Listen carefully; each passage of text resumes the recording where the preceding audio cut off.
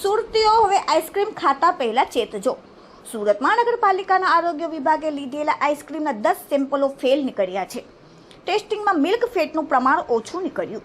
સુરત મહાનગરપાલિકા દ્વારા છેલ્લા દિવસોમાં શહેરના અલગ અલગ વિસ્તારોમાંથી કુલ 29 આઈસ્ક્રીમ વિક્રેતાઓને ત્યાંથી સેમ્પલ લેવામાં આવ્યા હતા, જેને તપાસ માટે લેબોરેટરીમાં મોકલાતા 10 નમૂનાઓ ફેલ નીકળ્યા હતા.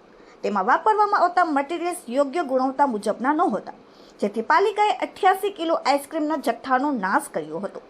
પાલિકાના સૂત્રો પાસેથી જાણવા મળેલી માહિતી મુજબ ગરમીની સિઝનમાં આઈસ્ક્રીમનું વેચાણ વધી જાય છે, જેનો ગેરલાભ લઈ કેટલાક વિક્રેતાઓ આઈસ્ક્રીમ બનાવવા માટે વપરાતી વસ્તુઓમાં ભેળસેળ કરે છે અથવા હલકી ગુણવત્તાનો માલ વાપરે છે.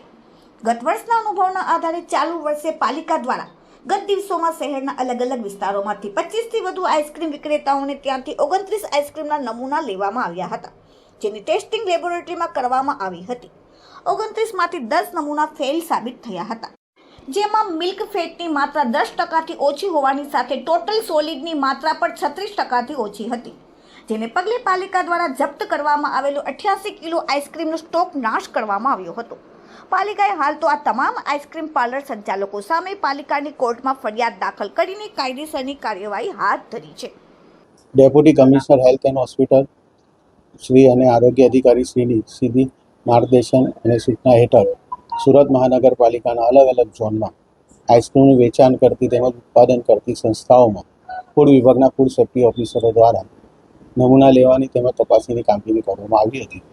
આ લગભગ 29 સંસ્થા જેવી હતી, જેમાંથી નમૂના લેવામાં આવેલા હતા. તે નમૂનાઓમાંથી 10 સંસ્થાના નમૂનાઓ ધારાધોરણ મુજબનો માલુમ નહીં પડેલા.